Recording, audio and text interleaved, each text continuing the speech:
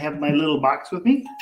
We should get a piece of music to go with us. Yeah, we should. Good morning, and welcome to Duzie Live. Tim and Joan Thomas, the first ones in. Yay, you made it. I'm so proud of you. That's awesome. So good. Welcome to our series on unique relationships. We are going to be doing at least 3 or 4 weeks looking at the different unique relationships in our life. We have them and we live within them, and we don't realize sometimes how unique they are. So we're going to start today with one unique relationship as we're coaching young adults. We're talking a lot about what's going on in their life, and a lot of them are in a situation right now where they're adults still with parents. Now, in some cultures, that's going to be totally normal. Yes. Until they reach that place where they are getting married, building a house next door, or whatever. But in the Western world, this is something that's just increasing. In 2008, there was only like 7% that were doing that. And then in 2010, it was 10%. Today, of the 25 to 35-year-olds, there's at least 15% still living with parents. And that's not necessarily right or wrong, but it does create some places certain dynamics that need to be refocused on. We thought not too many people were talking about it, so today we're going to talk about it. Yeah, so welcome in. We're so glad to have you here. Duzie Live, adulthood with parents. So what about this unique relationship? We're so happy. In a very short while, we're going to have David Taylor. He's going to be our person, our adult who's living with parents, and we're going to pick his brain. But meanwhile, we are excited for you guys to be here. Let me just do a shout out to those who are here. So beautiful from all around the world. Direne coming in from the Philippines. Megan Morris from Sheffield, England. David Taylor, I don't know your exact location, but UK. Catherine also, UK. Stephen Lowe from Malaysia. Donna and Cheryl Potter, Dan's parents, coming in from Michigan. Rian from South Africa, welcome in. So glad to have you. And Megan, there you go. Are you picking his parents' brain as well? That would be awesome. I don't know. David, do you have your parents there that we could pick your brain with? I don't know. That might be for another week. We want to focus on the adults living with their parents today. But I don't know. We've got some parents here. My parents and Dan's parents both have had their adult children living with them for quite a while. So maybe we could pick their brain as well. We're so happy to have each and every one of you. Richard, welcome in from Germany. This is good. Hey, what we want to do is we want to have do you want to start with a poll and you pick the brain? Oh, or yeah, you want to let's start do with that. The video first? Let's do that. Let's have our poll sound. This is for the poll. Here's a poll that we just like to see where we're at here. Here's this. Who's in the room? Who's in the room and what kind of dynamics do we have? So the poll is, are you now living still with parents? Yes, I am now living with my parents. No, but I was. Not now, but I will be. And no. So it looks like David's trying to get in the room. That's awesome, David. We'll be with you in just a moment. Looks like you're in properly. You can maybe test it out by putting your video on and your sound on and say hi. Hey, everybody. Hey, Dan, Susie. Does this There work? you are. Yay, you made it. You can say hi, but we can't hear you unless we put our earphones in. So, Right, I'm saying wonderful things about you guys. Oh, great. Hey, David, welcome in. David, we want to just highlight you a moment because you've just launched a new website and I just read your new blog. What's your new blog about? It's all about your future self, how we don't do kind things for them. Oh, okay. And maybe sometime during our chat, you can give us the details of that. It's All Between the Ears is his website. I love it. .com. Between the Ears. There we are. Thank you. Yeah. Yeah. So glad to have you here. And we're going to pick your brain. Megan is asking, are your parents there so we can pick their brains about you too? Actually, oh, well, I mean, we should probably keep them away. I can keep up the, mirage that I've got it all together at the moment. But actually, my mum's out at the moment. She's a doctor, so she's working at the moment. And my dad's a teacher as well, so he's actually at school. Okay. Okay, so we can't pick their brains online today. Another Maybe time. we get them another time. That's great. Here's where the poll is right now. Are you living still with parents? So 66% that are taking the poll are saying yes, I'm still living with my parents. 8% are saying no, but I was. I'm not sure what the percent is. 0% are saying no, but I will be. And 25% that are watching today are saying simply no. This is what you said. So we've got a Simply no. majority here. Yes, I am now living with my parents. This is awesome. We're very excited. David, what emotions are you feeling as you come on knowing that we're going to be picking your brain and you get to talk about this subject? Well, yeah, I don't know if I'm an expert on it, or even if I'd want to be an expert on it, but I'm excited to just see where people are at. I think I can relate, and so hopefully I can help people figure this time out. It's a strange time, and this is one part of it. Awesome. Thank you, So David, you lived in that house while you were growing up with your parents. When you went off to university, did you still live there or did you leave? I actually did. I stayed at home, which was kind of a blessing. It allowed me to just do better with my studies, actually. So, sure. Yeah. And then you left for 2 years because you were on the ship? Yeah. So, going away, having some sort of independence, living on the ship for 2 years. I also lived in Madrid on my own for 3 months before that time. So there's been some going and some coming back. Okay. And now presently you are living in your room in your parents' house. That's right? Yep, this is my room with all my David, Megan wants to know how old you are and how old are your parents. Are you okay to say? I'm 27 and my parents are older than that. And that's very good. That's the way it should be right there. Hey, before we get into a little bit of interview, we want to watch this video because some of the things that are going on as we're researching this are things not just going on emotionally, but changes in the brain. And changes in the brain, it's very interesting to see some of the things that are going on from adolescence on. And there's a video that we're going to watch, and that video talks about adolescence. I'm not seeing the video, so I think we're talking about the video, but I think the video is not going to load for us here today. Good. Well, the video actually is a professor of the brain, and he begins to look at the process of adolescence and post-adolescence, which today post-adolescence goes up into 28, some people would say up into 31 years old. So it's a longer period of time in adolescence. Adolescence is starting earlier, but lasting a lot longer. And that's also, especially in the West, why they believe some people are living at home for a much longer period of time.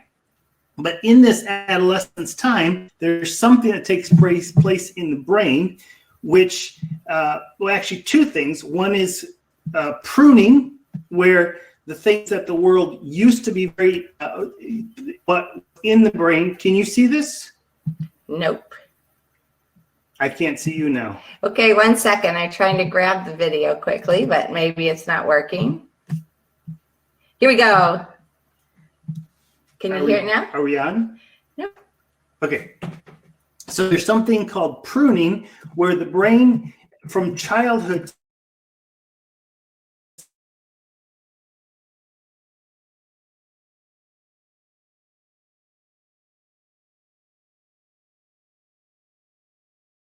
actually is taking place. It's very fascinating within the brain. You got it? It looks like we do. Let's watch it. All right. So the thing that this particular video talks about is adolescence, but these changes in the brain are taking place in adults as well, and even in us, so we can learn from this.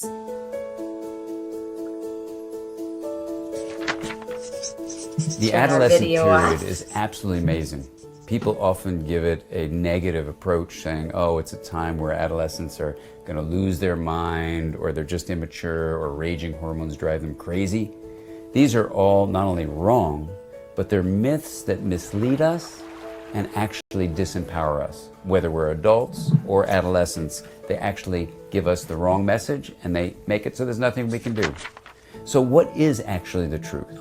The truth is that instead of raging hormones, what's happening is we have remodeling in the brain. In ways we never could have predicted, we now understand two big things are happening in the brain. Things you as an adult can support adolescents in developing well, and if you're an adolescent, you actually can use this to help your brain grow in an optimal way. What are those two things? The brain is pruning itself. So imagine that in childhood, you're growing like a tree and establishing all these branches and all these leaves are growing. In the brain, that means connections among the basic cell, the neuron, called synapses, are being established, and you're soaking in the knowledge of the world, and that's beautiful. The tree is just growing, growing, growing. But then what happens that surprised everyone is the brain begins to prune itself. You start carving away some of those leaves, some of the smaller branches, even some of the larger branches. And the reason for the pruning is to specialize the brain. While the child is developing in ways that are really generalized, learning everything they can about everything they can, an adolescent is going to begin to find their passion, to actually find things they like, things they really love doing, and to drive their development in that way. So pruning is actually a use it or lose it principle underneath it. That if you don't use something, you're going to lose it. So if you like sports or like dancing or like music, do those things so you continue to establish those circuits. The second thing that happens in the remodeling adolescent brain is myelin formation. Myelin is a healthy sheath that allows connected neurons to communicate with each other in a much more effective way. How? It's 100 times faster, the signal that's sent down a neuron to communicate with another neuron, 100 times faster, and after it fires off, it's 30 times shorter the resting period that happens. 30 times 100 is 3,000. So when you've put down myelin, you've made your neurons communicate 3,000 times more effectively. That's a great thing. Now the great thing too is that you as an adolescent can actually use the focus of your attention to be aware of your emotions, aware of other people, to be engaging in activities, to be doing things with your thoughts that actually reinforce the parts of your brain you want to hold on to. So the good news about the remodeling story is that a field called neuroplasticity, how the brain responds to experience, shows us that what you do with your mind can change the activity and therefore the structure of your brain.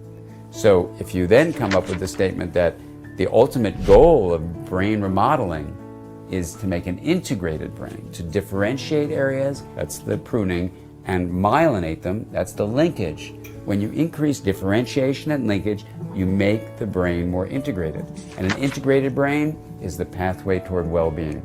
And you can do mind-sight exercises. These are exercises that increase insight, empathy, and integration. And if you do them as an adolescent, and you can also do them as an adult, you'll actually increase the integration of your brain as your brain is growing, not just during adolescence, but throughout the lifespan. And what's the outcome of integration? When integration is made visible, it's kindness and compassion.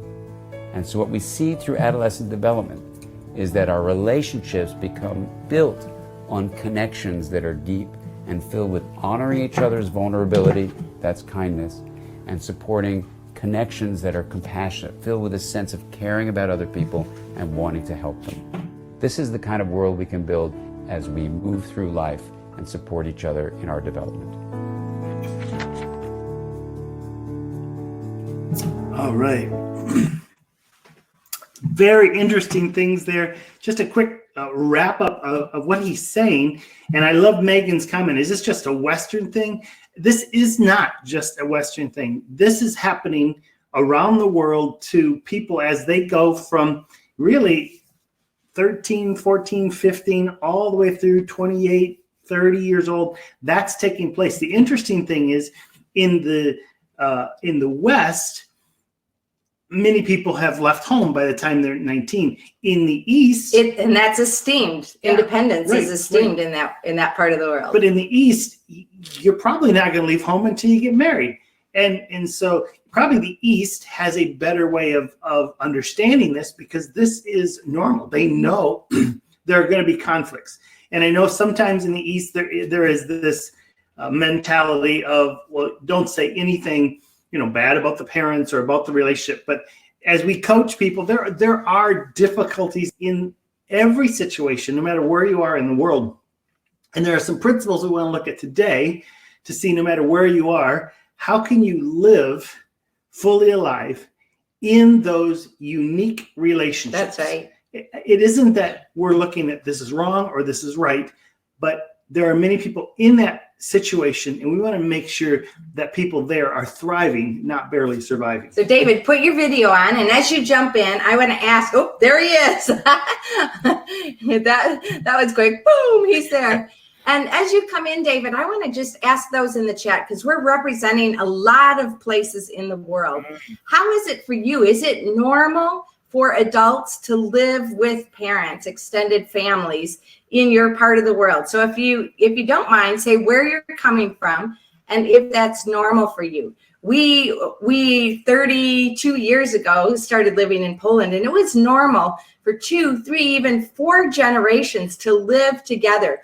That was normal culture in Poland, in Eastern Europe back in the day. I think it still is. And they lived in very small spaces, and it was normal for multiple families, children, and then children to be having their own children, and multiple brothers and sisters having families all in one home. We just spent a long time in Latin America. Also, a very normal part of Latino culture is to have multiple family levels in one home.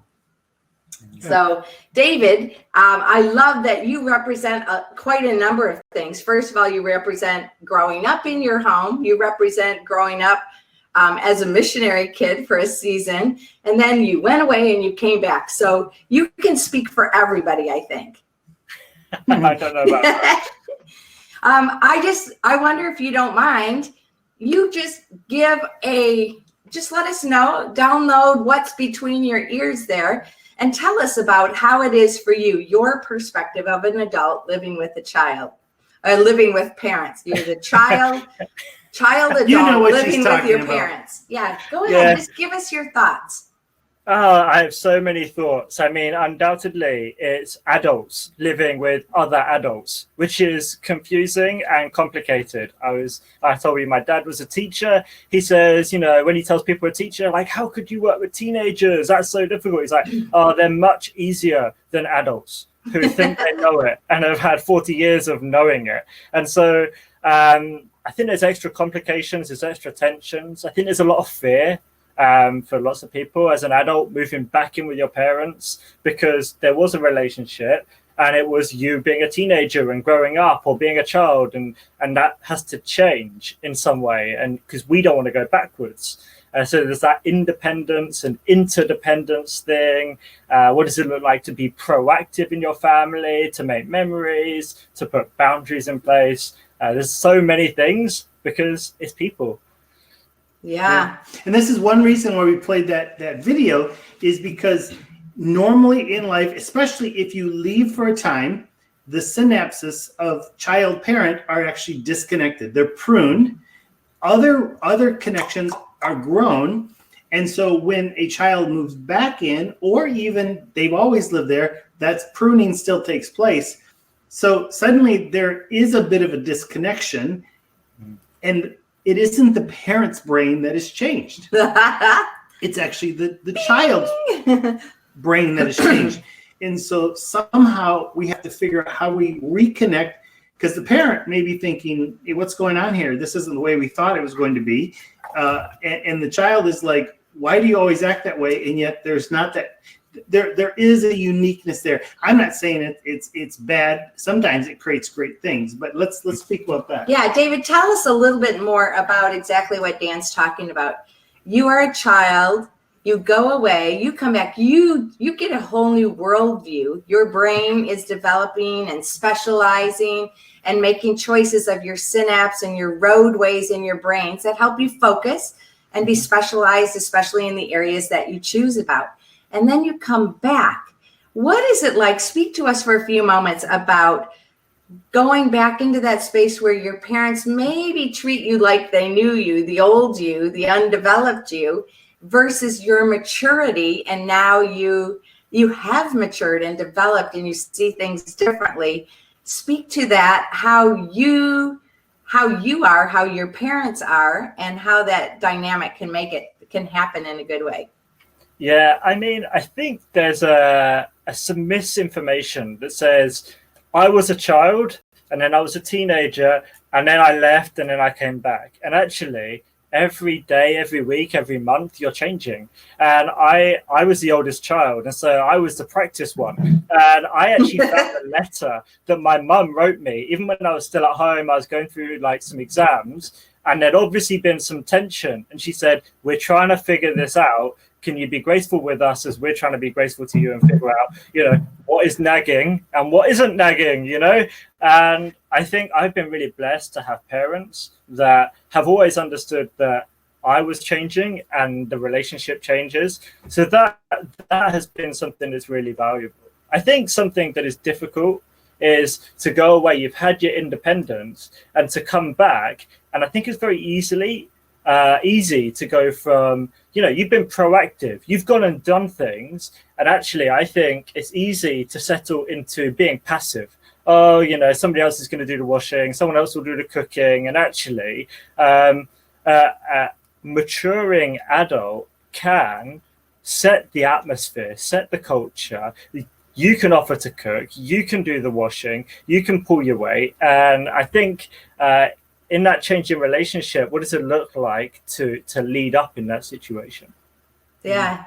Continue that thought, lead up. So it's almost like reverse mentoring, isn't it? Where you're helping the older adult understand the younger adult. And actually, this happens in dynamics anywhere. When you're in relationship, we have the opportunity to help one another understand ourselves and to be in a dynamic, I like the way you called it, interdependent relationship. Yeah. How can you lead up? How can the communications, expectations, reality change dynamically? As you said, every day we're changing. Yeah. What have you found to work, and speak to us about that? Yeah, I think there's a whole bunch of things, but flip it around. I'm sure most people who've been in this webinar have been a leader or an older brother or an older sister or been responsible for something. And if you've been in a position of authority over somebody and they're just being passive, I know for me, I just want to go in and I'm just going to do it or tell them what to do.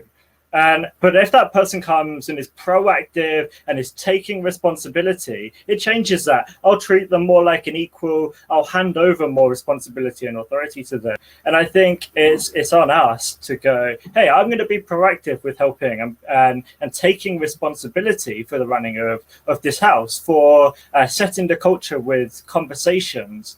I was in the US for 3 months, over near you guys with OMUSA. I had to come back a little bit early because of this coronavirus. And one of the first conversations I had with my family around the table was that it would be easy to talk about just two things, the virus and about work. And I don't want to do that. I want us to be able to talk about other things. And I want us to do some stuff that we create memories together as a family.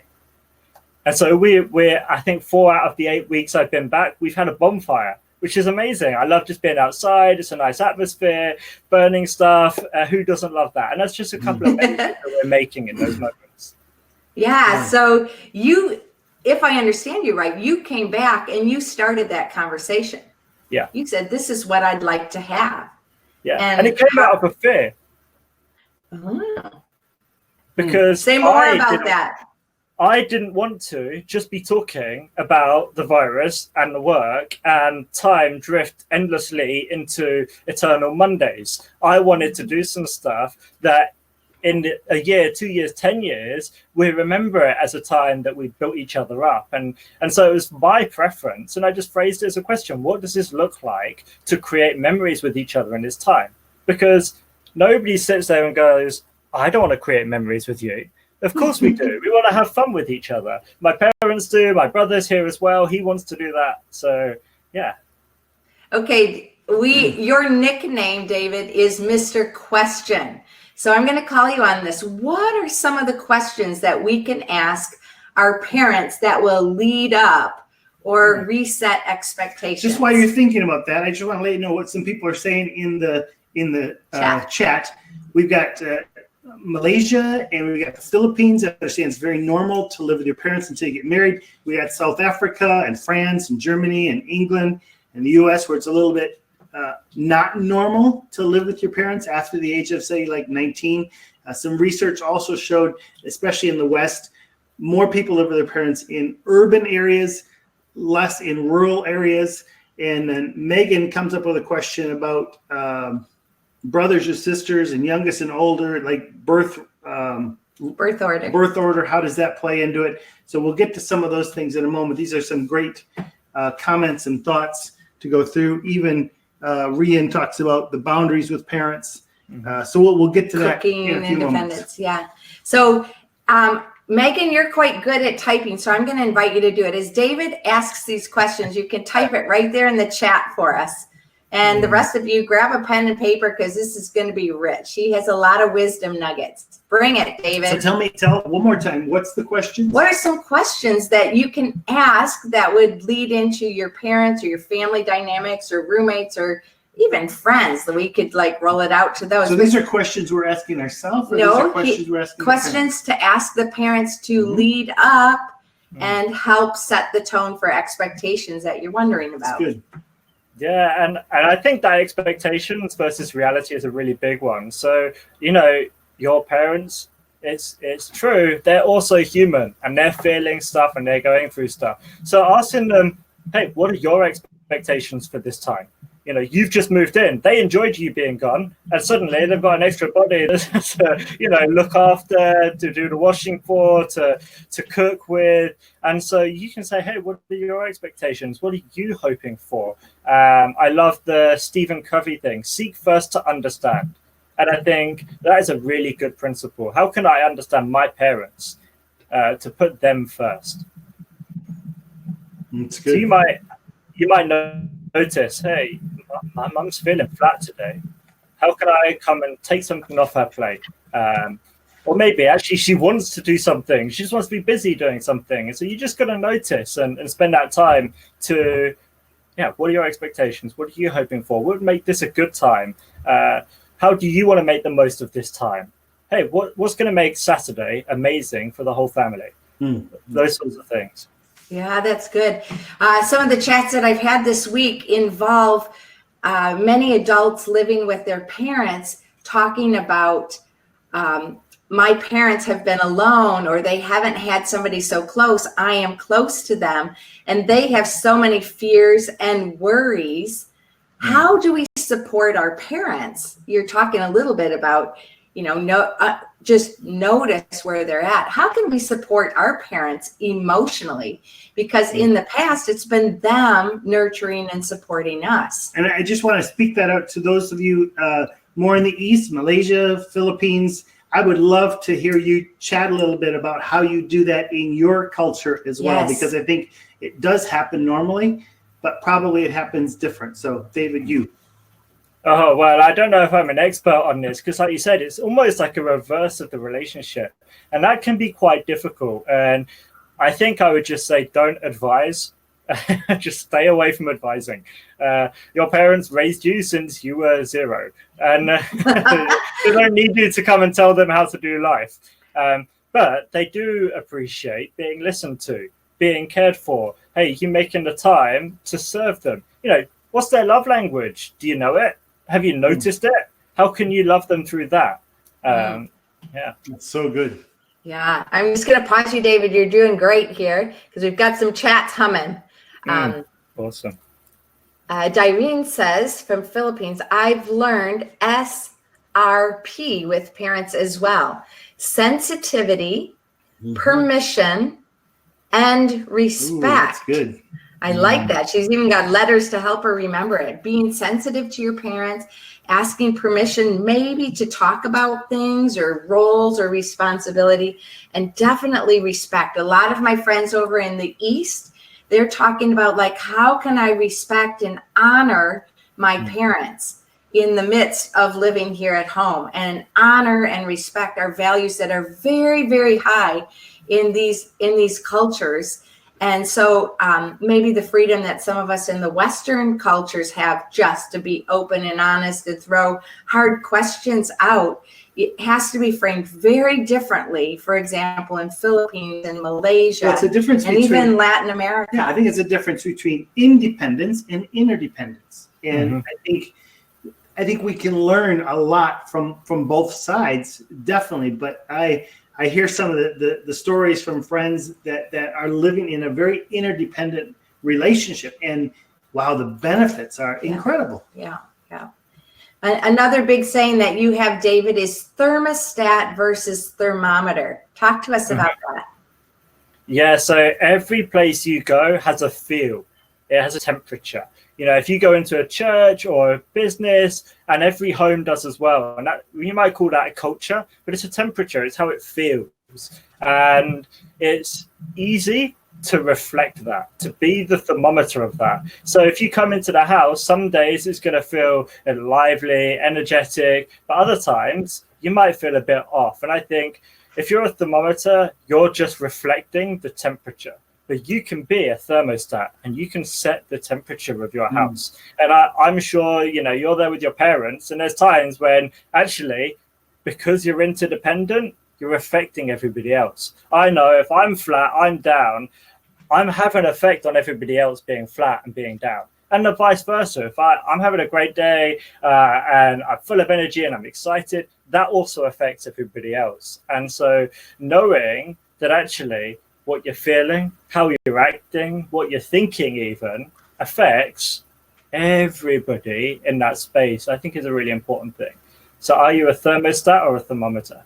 Yeah, we've been talking the last number of weeks through grief and emotion. We've been talking a lot about emotions in transition, and you just reinforced that a little bit. It's important to know, and I think there's a real balance and a fluidity that needs to be had between thermostat and thermometer, because sometimes if you're like bouncing, you've come in, you've had an amazing moment, and you're coming in and you're not sensitive, like we've been talking to about the others who are in your household, you're going to be really potentially rude to them if they're grieving, for example, or if they're having a real struggle, versus having, I like the way you called the temperature a culture. So there is a culture in every one of our family dynamics, adults and parents together.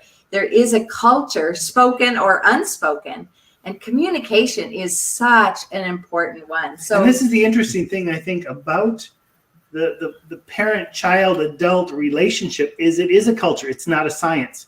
You can't lay down, here are the rules that will always work, because the relationship between the parents are different. Some people actually come back into a situation after being gone, and now the parents are no longer together. And wow, what a totally different dynamic. It isn't a science, it's a culture. And the interesting thing about culture is most people who have a culture don't realize it's a culture. You have to step away to step back in and realize, wow, my culture is different by comparing to another culture. So I think, the relationships matter. What was the relationship? How does everyone communicate, or how do they not communicate? All those things play definitely a role, but that can all move us into some conflict. Yeah, that's right. Doreen says elderly are more sensitive. They love that you appreciate them. Yeah. And Stephen said, Malaysia is the same as what Doreen mentioned, SPR. So it's a thing, SPR. No question or raising your volume. So culturally, it's not even appropriate for Stephen to ask a question, and the volume has to be down. I know in some of our Korean friends, if they're older, you even have to bow, and you have to bow low. Like, that respect factor is really important. Thank you, Stephen. I'd be interested to know how the no volume works, because sometimes it gets a little loud in our house. Let's see. Stephen says, as David mentioned, they live longer than you. They're wiser and more knowledgeable, so you should listen to them. And that is part of the culture. I love that about our Asian friends, that they really glean wisdom. They honor, they respect anybody who's older. Rian had a comment here I was looking for. It jumped. I don't know where it went to. Oh, he agreed. Okay, I don't know. That one's gone. Yeah. Any other thoughts, David? We so appreciate pricking your brain here a little bit. We want to move into a tool looking at how to look at maybe some conflict resolution within how to live at peace in those situations. Yeah. Any final thoughts you want to leave us with? Adults living with parents by David. I mean, as with all of these things, you have to understand yourself and what you're bringing, and then be able to communicate in a healthy way. I think one of the things Rianne talked about earlier was boundaries, and that's in time and that's in space. You know, maybe you're all working from home. Have you agreed time and spaces that you're in? And it's like we're separating sort of, you know, this thing because they can blur. And I found for a couple of days when I've been home that my boundaries have been pushed on. And I responded a bit emotionally. And actually, that wasn't other people necessarily, but it's understanding that I bring stuff to this that, hey, I felt like my boundaries were being pressed on and I hadn't communicated it. And actually, when I did, it was like, okay, let's try and do a different way of this. And so understanding yourself and communicating effectively, I think that's a big part of this. Yeah. Thank you, David. Just one more thing I want to pull out, because I feel like from your stories and your brother's stories, your family's doing it quite well. All four of you are working and you've got your own projects that you're doing and you have specific times. Tell us about what your meal times look like as a family. Yeah, so I mean, since I was, all of my life, we've had family mealtimes together. It's something I didn't realize was part of my culture until you step out of that culture. And it's a totally normal thing. And it helps us to have those good conversations around the mealtime. I think we intentionally have put that as really a cornerstone, especially our evening meal, a cornerstone of our day. How is it possible for us to have a meal together as a family? And that's just half an hour, 45 minutes, an hour around the table together. And that's been invaluable. Yeah. Wow, David, thank you so much. I really appreciate your input here with us on Duzie Live and your input for years now with us. And we can't wait to keep that going. David, if you don't mind, will you put in the chat how people can contact you and how they can get on your website and watch your other valuable nuggets that are going to be coming out from you? If anybody wants to have further chats with you. Yeah. I will do that, and I'll turn my video off and audio. I don't know how I'll get out, so I just won't press anything till you finish. Okay. I'll get you on now. Thank you so much. Thank you, David, so much. We really appreciate it. See you in the chat. Bye. All right. Well, we just want to take a quick poll here. Because in the situation, there's going to be conflict. Remember, two people are together, there's conflict. Sometimes when you're by yourself, there's conflict. And want to look at where do you most often find that conflict is coming from in the adulthood still with parents situation. So where do you most often find your conflict leads you? To fear, to misunderstanding, or miscommunication. Those are the three general areas that are hit every time there's some kind of a conflict where two different opinions come together. Fear, misunderstanding, and miscommunication. So right now it looks like about 50%. Oh, we didn't do this. 50% of the people are saying it's misunderstanding. That's a huge one. Fear is at about 12%. And miscommunication right now is about 37%.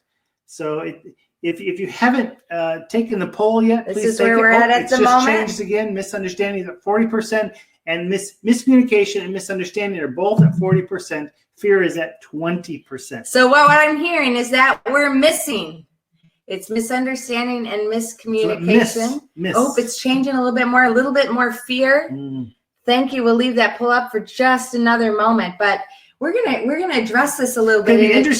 Interesting to see then where does that fear take us? Where does that misunderstanding take us? Where does that miscommunication take us?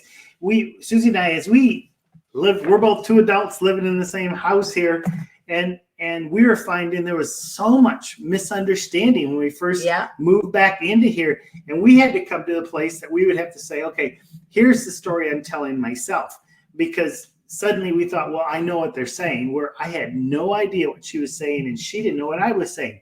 So I would say that's a huge one, both misunderstanding and miscommunication. It looks like the poll results are in. Miscommunication is the top at 46%, misunderstanding at 38%, and fear at 15%. In the poll, they can see it. There you go.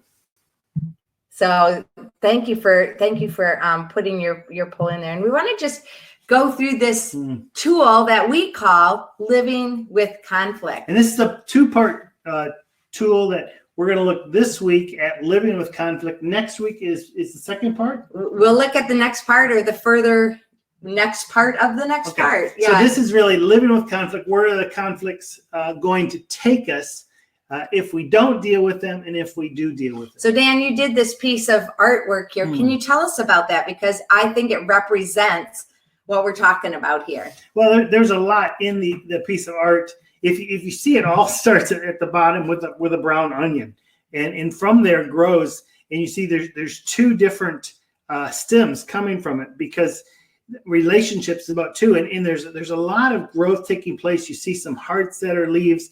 We see some outside dynamics, hopefully moving to that inspiration that there is love and there's acceptance, but there's a lot of bubbles and little explosion and confusion along the way as well. And I don't think what you don't see anywhere here is a straight path. It winds, it turns, it learns, it grows. All right, and I think this goes along with it. Megan asked the question, for those of you who are in Eastern cultures, is there room for your elders to grow and change their thinking and wisdom, or do they stay static? And Stephen Lowe says most of them stay static. This is the Malaysian perspective. And then Rian from South Africa, he says, my dad stays static for a long time, but time can change them. I'm also 30 and it's still hard to change my dad's mind. Yeah. And Stephen says, some of them try to listen and get to know you. It does take time, and you need to be willing and to be open and be there to help them in the process. Thanks for sharing that, Stephen. That's good. Yeah, and Catherine wants to know, does the impact of having more people in a house make a difference? Does more people make it easier to resolve conflict rather than when there's just two people in the house? That's a great question, Catherine. I think when you have people together, you have an opportunity for conflict. And some people are conflict adverse. For example, and I would love if you would put it in the chat, how are you with conflict? Are you okay with conflict, or are you not so okay with conflict? For me, I'm okay with conflict. I don't mind going right into the space and going, this is the way it is. This is, we need to do something about it. I don't enjoy conflict as much as Susie does. I don't think I run away from it, but I like being on the other side of it, not the resolution side, in the middle of it, because I'm a person, I have to fix it, and so conflict, it's hard to rest in conflict. And me, I like to just be tenacious, because I want people to be authentic and to have that wrestle together. And so conflict is not something I try to instigate. I prefer peace, definitely, but when there's not peace, I have that thermometer where I know that there's not peace there, and I try to get in there and help lovingly resolve the conflict. I think some of that has to do with personalities and passions. There's a lot, and I think that's why when you have more than two people, you add more personalities, you add more culture, you add more expectations. You have the one that's going to go hide and the one that's going to yell. You have all that stuff going on. So yeah, definitely, I think the more there are, the greater the dynamic. Yeah, and David, you're right. Some conflict is more emotionally charged than others. Yeah. So let's look at conflict. Conflict is basically to come into collision or disagreement. So like we were talking about, grief is two emotions that are conflicting that come together. A conflict of any sort is coming into disagreement. It could be people's emotions, ways of thinking, boundaries. It could be anything subject-wise. And this is what I love, this little tool that we use a lot. It's called the donkey conflict with people. When they're in conflict, we try to help them see where they are. So take a look at those donkeys there. The top one, you see they're tied up. They both see where they want to go. They see what they desire. B, they're pulling a little bit. There's a little bit of stress on the relationship. They haven't got to the hey yet, but there's a little bit of pulling.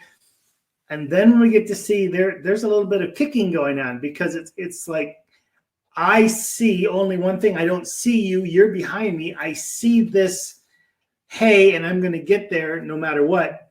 D, you find them in that place that nobody's winning. They're just sitting there. They're not really talking. They're still attached, but no one's eating hay either. And then something happens when it comes to E. There is a conversation, there's an understanding, and both of them move to the right. And then in F, both of them move to the left. And everybody gets to eat. So oftentimes when I'm coaching people and they're living in a conflict, I'll pull this out and say, okay, where are you in that conflict? And sometimes they'll go, oh, we're at B. Sometimes they'll go, we're at D. We're not talking anymore. And so this is something that's really helped me. You may want to snap a picture of that. Right. Because when you feel the conflict, it's good.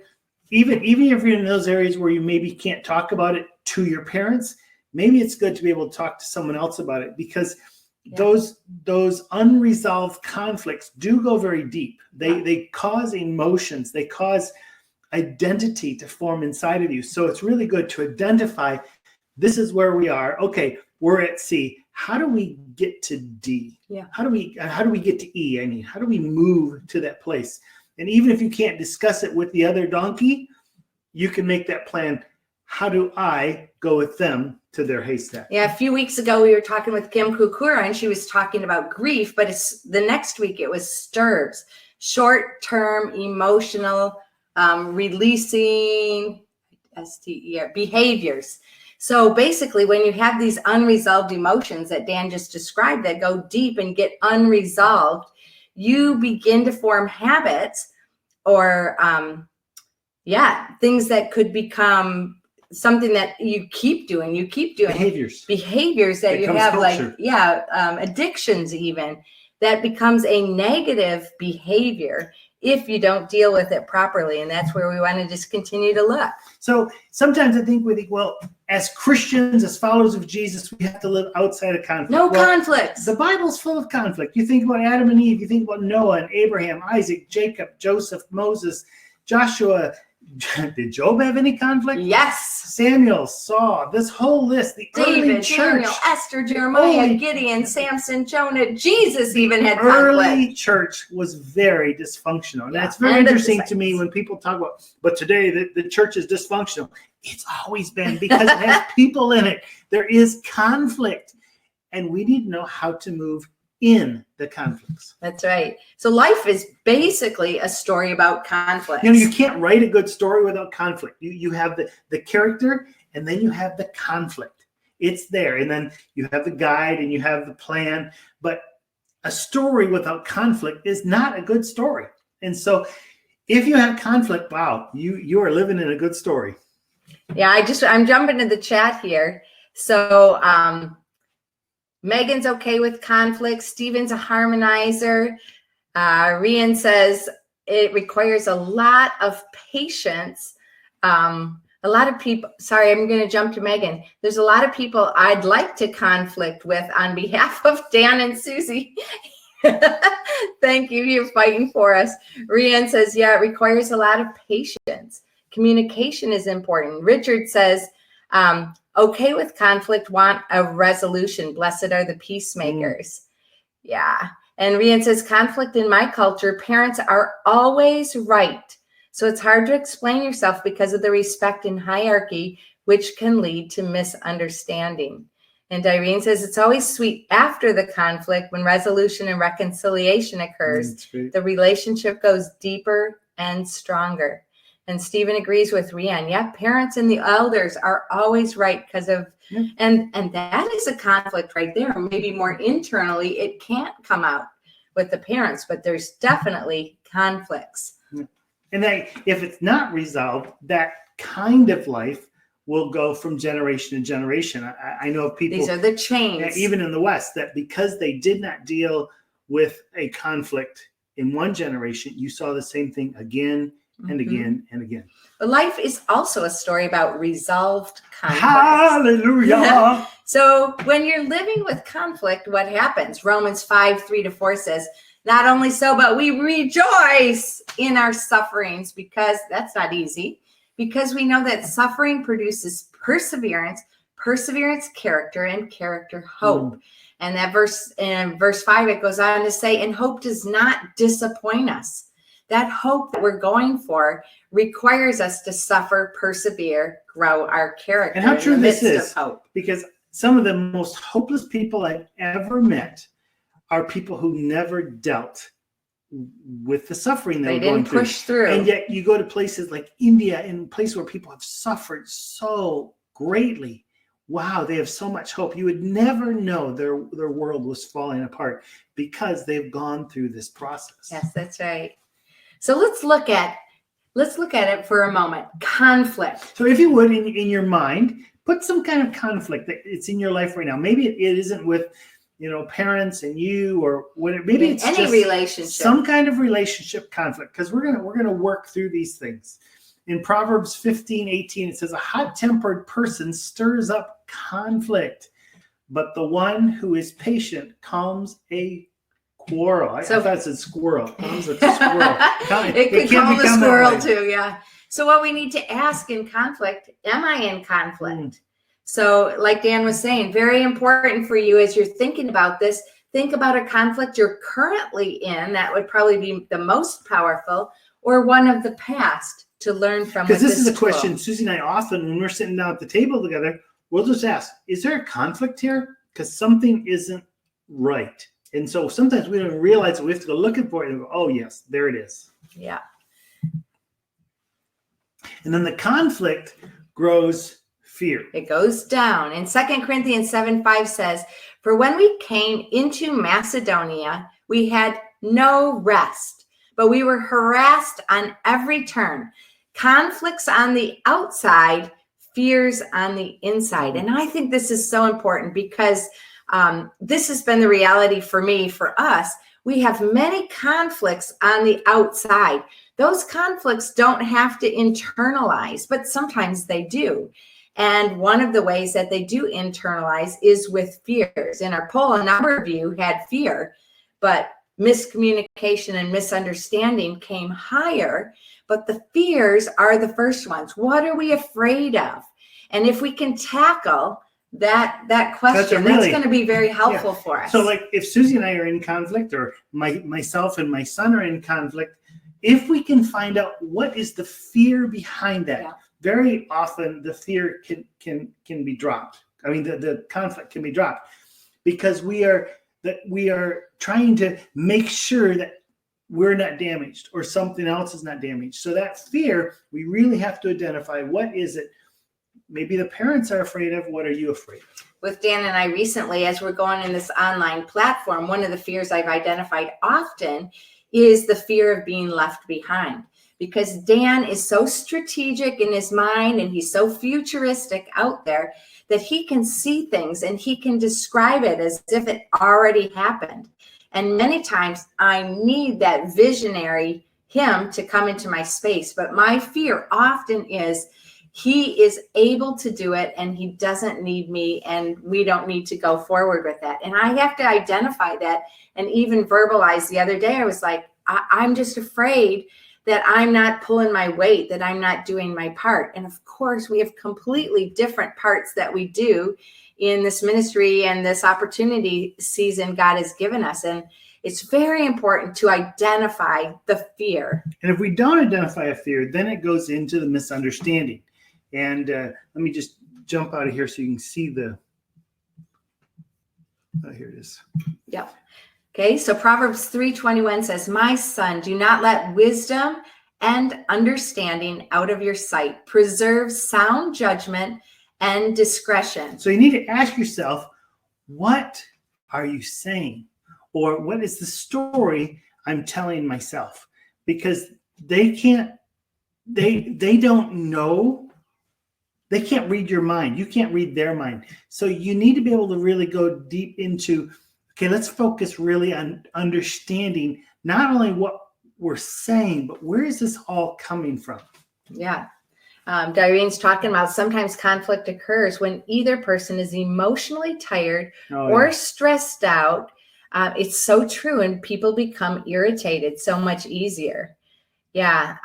Cheryl says, it seems every family deal with conflicts in different ways. Our learned responses are deeply embedded in us from early learning, and we often bring confusing responses to a conflict. Normal for us, foreign to others. That's right. We have many learned behaviors when conflict happens. And it's also why it's very interesting when like our sons got married, they've married girls from different cultures with different ways of dealing with situations. And I think living every part of life. This is an incredible growing experience. So if you're allowed to, okay, let's understand, let's ask some of the why questions in a healthy relationship. Wow, the growth can be amazing. So you have the conflict. Oftentimes when it goes down, down, down, it starts with a fear. It starts with it continues to misunderstanding, and then miscommunication happens. And Matthew 12:37 says, for by your words, you will be acquitted, and by your words, you will be condemned. So our words are very important. That could definitely take us down. Sounds like there's a couple ladies there. What do you mean by that? Misunderstanding and miscommunication. It's not Mr. Understanding and Mr. Communication. Yeah, anyway. Yeah, your words can do a lot of damage. And it sounds like in some of our Eastern cultures that you guys have been expressing, you just can't say anything. You have to respect and to be silent. No questions can be clarified. That the question here is, how can you clarify? And some of your cultures don't even allow you to clarify. But very important for you to clarify for yourself as well as you can. Or with your net, a friend, someone up here, same age, same stage, just to get clarification in your own thinking if you can't get it in someone else's thinking. Yeah. But then we move up.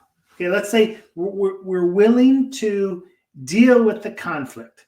And so we move up into the place where we discuss our fears. And again, this isn't a heated discussion. You know, there aren't things being thrown at each other. This is just a discussion of this is what I'm afraid of. This is what I hear you saying about your fear. Right. 2 Timothy 1:7 says, for God has not given us the spirit of fear, but of power and of love and of a sound mind. So we shouldn't have fear. We should be in the love zone. And I love how Brene Brown calls it that, in the love zone. So hopefully your family dynamics, your place, the people you are in conflict with, there can be a love. And we need to know what the truth is about the people.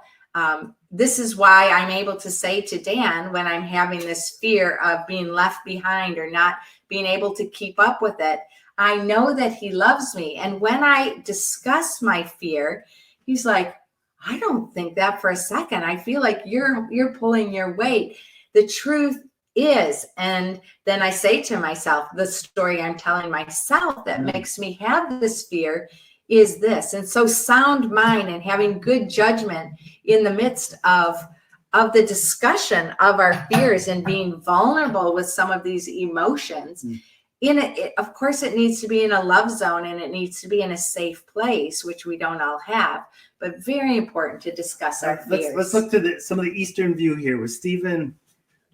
Okay, so Stephen says, it is true. We tend to be indirect when we communicate, but when we try to be direct, then we tend to be rough and neglect the feelings of others. I think that's really powerful in any dynamic of relationship.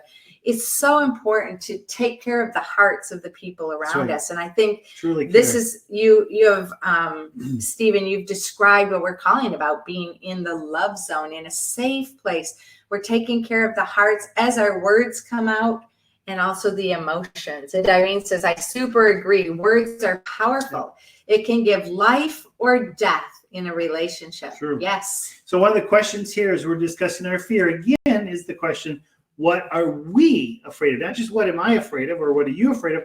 What are we afraid of? What are the dynamics of it? So then we move up the ladder one more to creating understanding. And this is one of the definitions of communication. It isn't that you've said something or that there was noise created, but it's creating understanding, asking really what is unclear and what is true. So John 8:32 says, then you will know the truth, and the truth will set you free. And so being in a dynamic where both parties can know the truth, it's really important. And I think if that can be our goal, that we're not going to win the argument or the conflict, we're not going to quickly resolve it, but how do we, I mean, the creation process is such a beautiful thing. How do we create understanding that the moment there's this aha moment for everyone? Oh, yeah. And then we can move forward. So we ask, what is unclear? And we ask, what is true? Which then takes us to the top level of ask and listen. And that's the breathing of a relationship. That even in the most unique relationship, when there is this breathing of freely be able to ask and listen, and even in those cultures where that's a little more difficult, at those points where that is taking place, that is one of the highest steps we can actually go to, because it is. Yeah, that's right. James 1:8 says everyone should be quick to listen and slow to speak and slow to become angry. So we have a bit of control of our emotions, and we ask what, how, and what else. These are the most powerful coaching questions. What, how, and what else? And I think then listen with a big heart and 2 ears. And I think that is probably more powerful than telling. Yeah. It's so often when people are in conflict, this is what I want them to know. But if instead we're able to take the position of ask, how does that make you feel? What else? That dialogue where you're actually showing I care enough to hear your thoughts. Very powerful. Right. And then on top of everything is forgive. Ask for forgiveness. So this is an important piece for us to free ourselves. It doesn't really do so much to the other person. Sometimes it does, but forgiveness is all about ourselves. Colossians 3:13 says, bear with each other and forgive whatever grievances you may have against one another. Forgive as the Lord forgave you. And I think that is part of the culture. In some cultures, it's very hard for a parent to ask a child for forgiveness. I was blessed to grow up in a home with my parents where if they did something that was not right to us, they came back and said, please forgive me. I was blessed with that too. I learned then to ask forgiveness of others. And even in situations with our boys and daughters-in-law today, it's easier to say, please forgive me, because that is part of a culture. In other places, that would be maybe more difficult. But even sometimes if you don't hear it, you need to be able to understand there is that need at least to ask for forgiveness. Yeah, and as we're coming to the top of the hour, we're going to continue on just a little bit. If these pictures, this tool has been valuable to you, we are making that available for you to download, those of you who are live here with us. If for some reason you can't download this or you're watching it on a replay and it's valuable to you, just send us an email, connect@duzie.com. And we're just going to just remind you, living with conflict. And there it is. That is the tool right there. And this is the picture. If you just want to snap that picture of, if you want to just snap the picture of that particular screen, you notice that the conflict happens. And then going down, you've got the fear, misunderstanding, miscommunication. And then you're just, as you're going up, you're actually discussing the fear, creating understanding so there is no misunderstanding, and ask, listen, so that the communication can happen. Yeah, I love the comments taking place in the chat here. This is really good. Let's end this. All right. So, yeah, as we're doing that, we also just want to put a poll out there. Because we're looking right now at unique relationships and where we go forward. As we have nice poll music there, as we have been talking to people, there are a lot of unique relationships that people are trying to know, how do I move forward in? And so we have a little bit of a poll here that if you'd help us to even look, where do we go forward in the future with this series? What would you like to know more about? More about adulthood, still living with your parents, more on this subject? Do you want to hear more about relationships? Boy meets girl, girl meets boy. That one's definitely coming, but we're wondering what you want next. Multi-generational relationships is another one. We've been talking a little bit about this with parents. Because it's interesting right now, some of the conflicts we're seeing between even like Generation Y and Generation Z, which would be like 22, 23 years old. They're supposed to be the same, right? And 22, 23 years old below. Some of the siblings even that are just 3 or 4 years apart, very unique differences between them because of the mindset of the world they live in. So we could talk about multi-generational relationships or just friendships with non-believers. We get a lot of comments from people. A lot of questions. I'm a follower of Jesus, but one of my really good friends is not. How do I live within that friendship? So right now we're about 42% with boy meet girl and 42% with multi-generational relationships. If you haven't voted yet, that's where we're at the moment. Please vote, and we will guide us a little bit more. Multi-generational relationships has just sprung up to 55. Yeah. The different generations, because of their culture, because of the influences on our lives. Actually, that's what makes these generations. The events. I believe that coronavirus is going to be a significant event that's going to mark generations as well, just like 9/11. Oh, yeah. 9/11, that was where the generation split was. Those who remember 9/11 and those who don't. So coronavirus is going to have effect even generationally. And it's very interesting within generation. If you belong to a generation, like I was saying before with culture, you probably don't understand your generation. and it's interesting, just this last week, it's like cross-cultural. We sent out an article to some people that someone outside their generation had written about the generation and a bit of, emotional feedback. A bit of emotional feedback. How dare they say that about our generation? This is where we're at. But this is an interesting thing sometimes within different generations is we don't know how we are different than the generation before or the generation after. So that's a really good topic that maybe we'll move into next week. Thank you so much for the poll, and continue to give us feedback as to what you would like to talk about a little bit. More stuff here in the chat. We're officially at the 1 hour mark. So do we want to officially end and go into the backstage where we respond to a lot of comments and you can continue to ask questions, comments, have emotional outbursts? I think we should. All right. So we will now go backstage. Okay. Okay. Backstage. We're back in the front stage. Thank you for coming. Hey, just if you have to leave now, I would love for you to write what is one of your takeaways. So far, yeah. Yeah. What is one of your takeaways so far from the hour we've just had? Just put a sentence in there. What are you leaving? This is for you to process and put in there, but also for us to know what are some of the things that you are taking away from this. And again, as we grow this series about unique relationships, if this has been helpful for you, please, if you would, tell a handful of people, tell 5 people about this, invite them to come along and grow the conversation. Yeah, thank you. We're going to carry on with some of the comments. Irene says, it's always helpful to have an open communication, to be honest, vulnerable, sensitive, and understand, and then not to become a problem to solve. It takes intentionality. Totally. So true. And I know that some of us, David gave us an example of a very good family dynamic.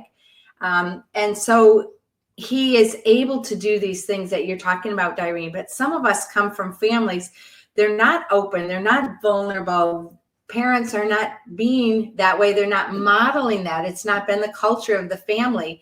And that becomes very difficult. But I think Dave gave us some great pointers of expectations and understand where they're coming from.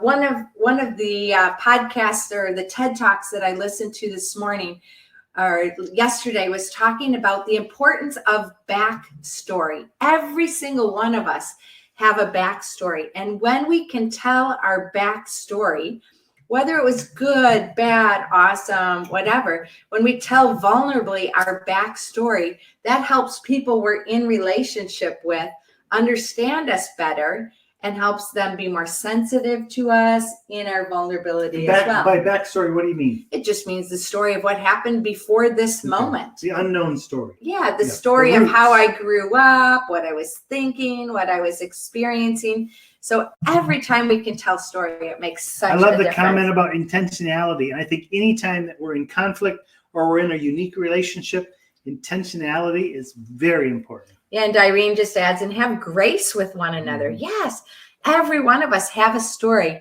What we see right here and right now has a lot that came before it. So we might have fears or insecurities or any number of emotions that might even be conflicting in this time of transition or grief. It's interesting. Just recently we wrote our 34 reasons why we are still madly in love. And someone made a comment who, I think they had only been married 17 years, and they just said 12 years, and they said something along the line of, but did you always have these 34? It was like, no. I mean, we add one or two every year. Yeah. Because it's an accumulation. It is an accumulation. There are new things always. It can't be stagnant. Yeah. For sure, your life is a remarkable story, an adventure that only you can create. And may this chapter, in conflict or not, be a fully alive revolution as you love your life, your world, and your God. That's our goal, is to help you live fully alive, to understand who you are and take you to that fully alive space so you can be fully alive, especially as we're talking about today in relationship. Let's hit a few more of the comments here. Ilana says, something I'm struggling with is that I realize I'm falling back into old patterns because my family expects me to be the way I was before I spent time away from home. I tend to try to fulfill their expectations instead of implementing the things I have learned. Wow, Ilana, you have expressed something that really is so easy, especially because I know you're a peaceful person. It's so easy? It's so easy to do this, fall into this, because you're a peaceful person. And you've gone away and you've changed and you've developed, just like we were saying earlier. But your family has not developed with you in those spaces and those spaces that you have. So, wow. Yeah. How do you do that? How do you be the new person you're being when the family has these expectations and they actually treat you like the old you? Well, I think part of it is that it doesn't just happen overnight. I think there are a lot of micro conversations that lead to the macro change.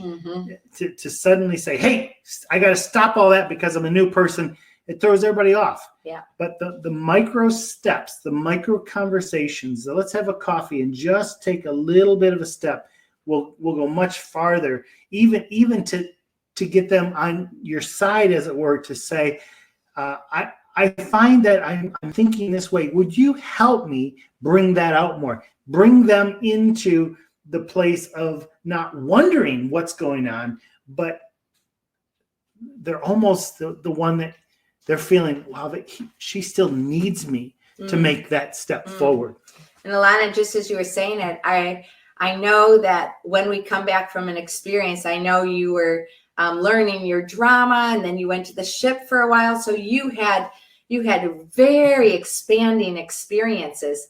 And many times when we come back, people are like, how was your time? And you get an hour to say where you were and what you experienced. But maybe, as Dan was saying, you have these micro moments where you say, hey, this happened. And you can say what happened. And then you can also say, and this changed my mentality. This changed my way of thinking. This actually changed me in this and that way. Have you noticed these changes? And these little micro moments can help. Hannah's saying, yep, she's seeing the same thing. And we need to focus. Sometimes we say the big picture, but the big picture isn't painted all at one time. The little, which paint should I choose? And it's the little steps that grow the picture. Yeah, and David says it's so easy to go back to old situations and return to old thinking and behavioral patterns. And the article that David just wrote, his latest and greatest, is about your future self. How can you project where you'd like to see yourself going? And maybe even in your family relationships. I really encourage you to read the article that he just wrote on his website. He posted here, because he's got a little experience for you to do, a few questions to ask and a letter to write yourself, so you can think, where do you want to be? And if you are very focused on your future self and where you want to be, that will help you in the now, even with your family and your parents and the dynamics there. There's also a request when we're talking about unique relationships to look at the LGBT relationships. And we're working with a lot of people that have those struggles, those conflicts within that. Would be a very interesting one to do. Thank you, Megan, for bringing that up. And Cheryl says, this brings memories of the reverse of adult parenting of your adult parents. Mm-hmm. That's true. So some of you are younger and you're going to be with your parents, taking care of your parents. And when our parents get older and older, they become more childlike. I know Cheryl and Don kept her mom with them until she died in the home. We were able to be there for that beautiful death. But yeah, when your adults become more childlike and you become older and you are the caregiver. You're taking care of them. Yeah, you're the caregiver. I just want to stop here and say, Susie has not just said that my mom is childish. I just want Did I say that? to go there. that our parents are not childish. We're still the children. Yeah, my parents, I think they're in the chat as well, and they took care of my dad's mom until she passed away, also in the home. And so that's definitely a unique dynamic. Yep. Yeah, that is a relationship there. Yeah. Okay, so Megan has a number of gay friends who are also Christian. So it's not that they are non-believer friends. What's your advice on those relationships, like my friends who you met and had dinner with when you visited in London? Yeah, that's a great week to spend on that. And Stephen says, I noticed one thing. When the children are still living with our parents, it's hard for us to have open conversations or discussions with them. But when all the children left home, our parents slowly start to change. The older they get, the more they're open for changing or open communication, and they fear of losing us and not taking care of them later. Great awareness. Right. And in your culture as well, it's very important that especially the oldest has that responsibility of taking care of the parents. But yeah, and they want that connection to be good so that they're well taken care of even in the later years. And it'll be a very interesting thing when we come out of this Corona time, the number of parents who have been disconnected from their children and maybe grandchildren. What will that do? Will that cause them to lean really into it, or will it develop a pattern that they stay a little distant? It'll be very interesting. Watch that space for sure. Yeah. So here's some of the takeaways I just want to highlight. Megan says, I like what David said about expectations versus reality. Yeah. And Cheryl says, better understanding, good reminders, good memories also. And Melanie says, understanding where our parents come from. Good. If you don't know your parents' backstory, their history on any particular view, very important to ask them. They might be embarrassed about saying some of those imperfect moments. It's interesting. Very, very important. If you remember, several months ago, I was able to take, I think, a 4 or 5 hour drive, just me and my dad, and then a couple weeks later, another 4.5 hour drive, and it was incredible hearing the backstory to so many things that I didn't know. Yeah. And those special moments of prolonged just listening are so valuable. Yeah, David says it's somehow more difficult to be vulnerable with the people nearest us. We really don't want to upset the balance or make things worse. So we're overly safe and content with things being just okay. Yeah, thank you for verbalizing that, David. We hear you. And Ellie says, knowing that love languages are between everyone, even family. So true, Ellie. David talked about this. Know your love languages of every person that's in your home so that you can treat them in the way that they feel loved. And understanding each other will help sort out conflict because we can look into other people's reasonings for behavior. Darlene says, thank you so much, Susie, for reading. That's my takeaway. Thank you, everyone. First resource. So inspiring and moving as always. Thanks so much. God bless you more, Susie and Pastor Dan. Pastor Dan, that's awesome. There's the respect. And Tim and Joan Thomas say, we've learned tons about our children from being on Zoom with our family. Yeah, we've had every Sunday morning, our family from all over the world gathers on Zoom. We've been together more than we've been for many, many years. David says, thank you, Megan. Have you thought about what you'll do with the insight of expectations versus reality? Thanks for that question, Mr. Questions, David. Stephen says, takeaway, create understanding. Rian says, takeaway, ask questions to create understanding. Yeah, thank you for that reminder. That was very powerful. Ellie says, and because we all change all the time, I learn and develop new opinions every day, and that's hard for my family to keep up with.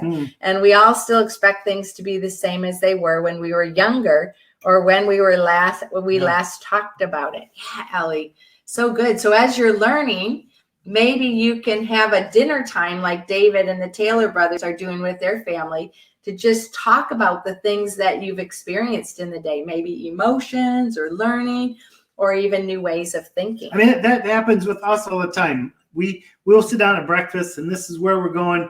But by lunch, my whole world has changed. And you just have to keep bringing them in. Otherwise, I think that was one of the reasons I was having this fear of being left behind. Dan was zooming ahead and we needed more regular touch points. And that's one of the ways that we're correcting that. So awesome. And David, thank you very much. You just put the link there to your future self needs you to do this. So he has a resource right there that's fresh off the press. And I think that would be a great follow-up to all of us right here.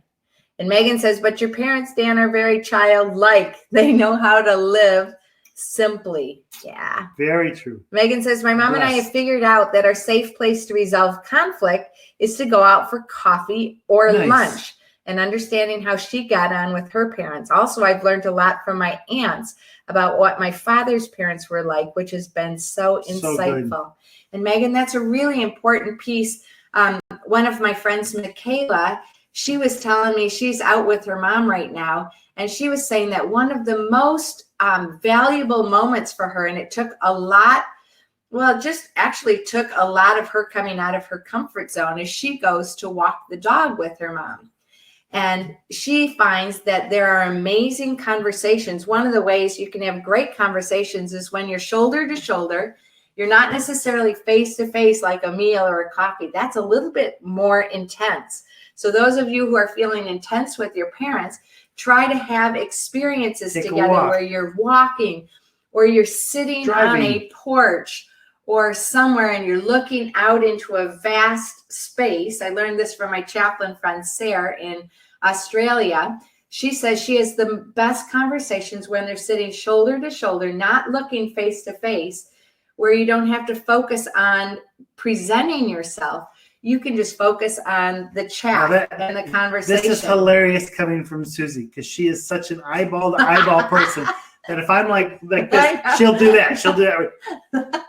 It's like, can we just walk? And she ends up walking backwards. Just a minute. This is a really important thing that I need to go eye to eye with you about. So driving is really, really good. Yeah. So driving or experiences or walking or sports sometimes do this. Dan and I have. Do we sit across the table from each other or do you sit on the same side of the table? Yeah. Dan and I had some of our best chats when we walk. Every day we're walking.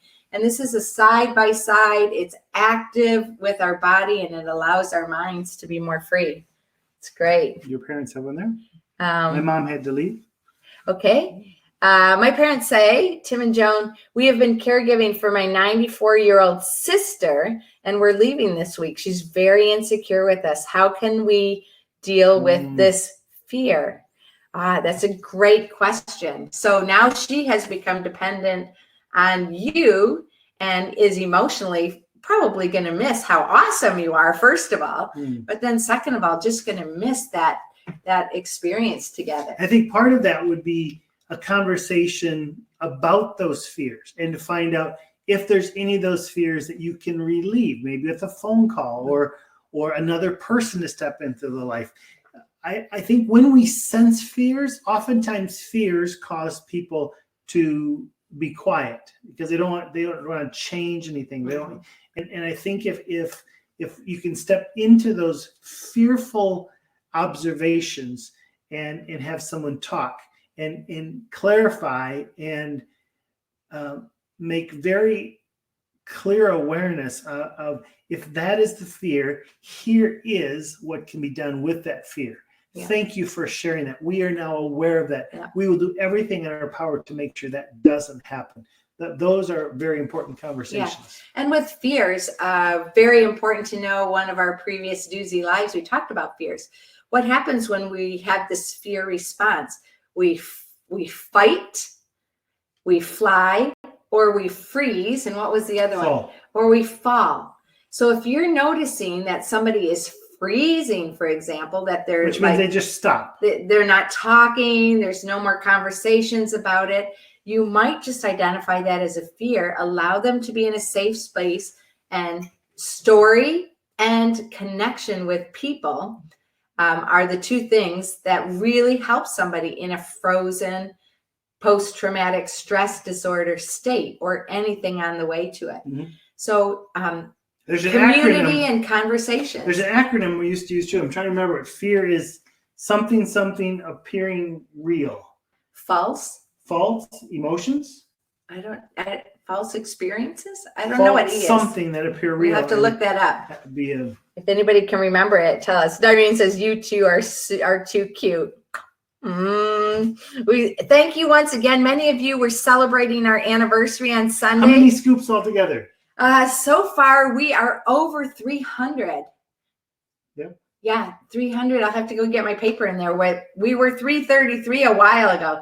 Catherine, thank you. False evidence. That's the word. Evidence. False evidence appearing real. Thank you. Oh, we say it and then we don't even remember it, but thank you. We say a lot of things. Megan says we also have good midnight chats, not about conflict, just honest conversations. It's like we are both kind of tired and we just relax around each other. And it's taken a long time to get this time when we can have adult relationships. Nice. This is good, Megan, that you've identified a sweet spot, a sweet time. Your coffee dates and evening when you're winding down, you're a little bit more free. And that's great to notice when your parents are a little bit more anxious, a little bit too busy, a little bit too occupied, and find a time when they're not to have these conversations. Yeah. Alana says, my takeaway, express micro memories. Thank you. You're welcome, Alana. And Tim and Joan say, thank you for the answers to our questions. Yeah, this is an amazing discussion. One of the things I really love about what is happening here in Duzie Live is we're trying to throw out some kind of a topic, and then also we're trying to give you a tool, something that can be usable for this experience and others, and also the community piece of it. I love how vulnerable each of you have been, even in this chat today, and David, to allow us to interview you. Thank you so much for your vulnerability, because we get perspectives from different ones of you, and that makes it such a rich experience. And for us, it's very interesting doing two in a day because they're always so different. Same main topic, but everything else. Even this afternoon, there's a different person we're interviewing. Yeah, right? We're going to have Nadine Betts from Germany come on, and she's going to be our adult living with her parents, and we're going to pick her brain and ask her questions, and she's for sure different than David, so we'll get a different experience there. Yeah. Well, thank you so much for going on this journey with us. If there's any other questions or comments or awareness, you can feel free to put them there. You right in the chat. If you want to share this with anyone, this will be on YouTube, the Duzie Potter channel, probably in about 3 or 4 hours from now. If you want to join us again, at 2 o'clock. You're more than welcome. It's always very surprising what comes out of each of them. But thank you so much for contributing. Thank you so much for listening. Thank you so much for the Western and Eastern points of view. Oh, yes. There isn't a right or wrong within this. There is simply, how do we live fully alive in these unique relationships? Yeah, so this has been our exploration into the unique relationship of adulthood still with parents. So very rich, and I hope we can apply it to many different experiences and connections with other people as well. And don't forget that your life is a remarkable story, an adventure that only you can create. May this chapter be a fully alive revolution as you love your life, your world, and your God.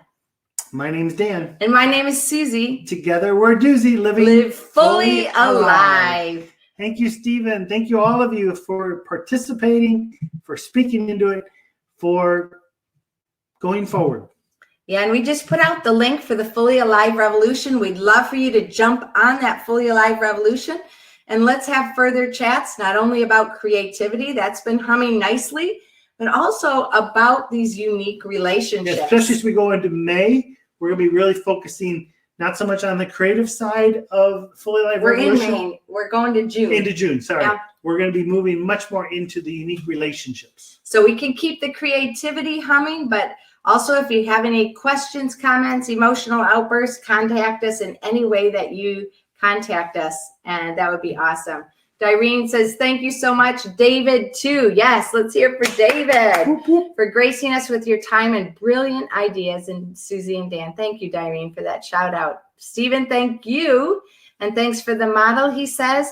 And Megan says, thanks, Dan and Susie. Have a good week. And that's just part one of the model. Next week, we're going to, I think it's next week, do the second part of that model. Well, boy meets girl. Does that really fit in that? We might save that for another one. If you have thoughts of where we should go, we have thoughts, definitely. But we're listening to you, and thank you for giving your thoughts and your opinions. All right. God bless. Have a great day. All right. Bye. Bye.